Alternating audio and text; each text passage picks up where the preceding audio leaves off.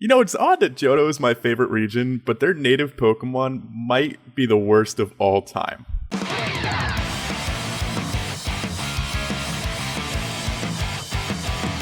What's going on, guys? Young with Heart Attack, and welcome back to Quick Attack, and today we're going to be talking about the Generation 2 Pokemon. Pokemon Gold and Silver were pretty unique, as they're the only generation to be a direct sequel to the previous games. Due to this fact, the new Pokemon introduced were kind of fascinating. We got 100 new Pokemon, and I'd like to break that down just a little bit. Being a sequel, Generation 2 featured several Pokemon linked to the Red and Blue games, including 7 baby Pokemon and 10 evolutions from previous Pokemon. Once you take those out though, that does leave us with 83 completely new Pokemon though, and that's not too horrible.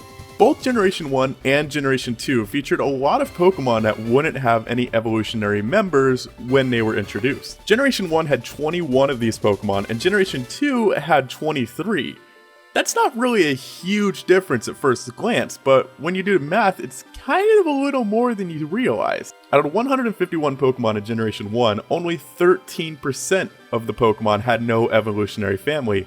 However, in Generation 2, since there was only 100 Pokemon, 23% of the Pokemon introduced didn't evolve at all. And there's an even bigger difference between these two groups of Pokemon. When you look at the Kanto side of this picture, you get Pokemon like Snorlax, like Pinsir, Electabuzz, Aerodactyl, Lapras, Mr. Mime. Pokemon that can reasonably hold their own in battle and wouldn't really seem out of place if you brought them to the Elite Four. Generation 2 didn't really get that luxury. Take Pokemon like Aipom, Yanma, Murkrow, Gligar, Quillfish, Corsola, and Sneasel. They're all on the weak side and really just kind of feel incomplete. And for the most part, that's because a lot of them were. 5 of the Pokemon I just mentioned would actually receive evolutions later on in a future generation. But as of right now, these are Pokemon you can't really take to the Elite Four and not feel a little foolish or gimmicky doing it. And that makes me sad. When you look at the roster of Generation 2 Pokemon, it almost feels like they were so focused on giving a good sequel to Generation 1 that the new Pokemon kind of didn't really get as much attention as they deserved. And yeah, we did get some cool new additions like Lantern, Tyranitar, Houndoom, Quagsire, and Donphan, and a lot of mistakes that they made here were fixed later on, so I'll give them that. But it still just seems odd to me that so many Pokemon seem to just lack the potential they deserve, and they've been affected by something I like to call the Gen 2 curse. But what exactly is a Pokemon affected by this curse? Well, here's some rules that I think make it so you're not cursed. Any Pokemon that can be really used in a viable way and still stand the test of time today.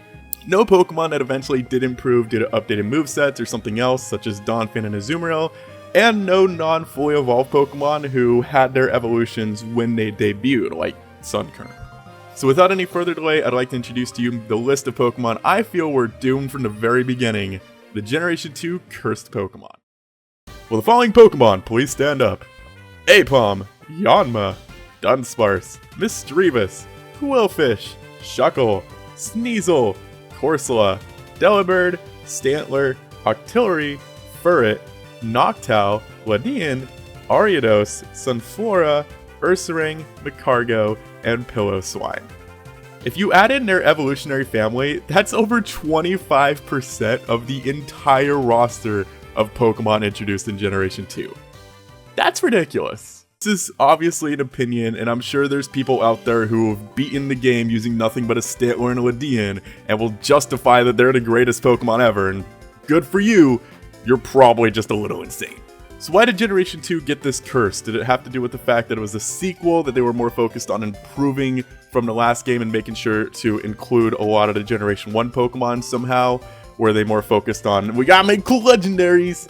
Or what? I don't know why so many Pokemon got stuck with this single stage, because for the most part, non-legendary Pokemon who are single stage typically don't really stand the test of time very well. There are some exceptions. You have Pokemon like Heracross and Sock and Mega Kangaskhan. Does that count as an evolution? I don't actually know. It's more of like a transformation. Mega Evolution confuses me. But so many Pokemon seem to just be introduced for the sake of introducing them and never really planned on them being good, and that makes me sad. It makes it even worse because, like I said at the beginning of this, Johto is my favorite region to explore, so having all those horrible Pokemon made runs feel very repetitive because I'd often just go back to the same things. Luckily, Heart Gold and Soul Silver did rectify this problem a bit, fixing some Pokemon, making some more useful, but it's still a bit of a curse. But that's all for today, guys. Thank you for checking out this episode of Quick Attack. I'm curious what your thoughts are on the Pokemon that I listed today, if you think they're cursed, or if I'm just overthinking things, and maybe I should look into the other generations and see what Pokemon there just were never given a proper chance. I don't know. Let me know if you guys like to see more of this. Until then, I'm Hardy Tag Yo-Yo. Play the end slate. Peace! Sorry I hit my microphone there, by the way. That was rude of me.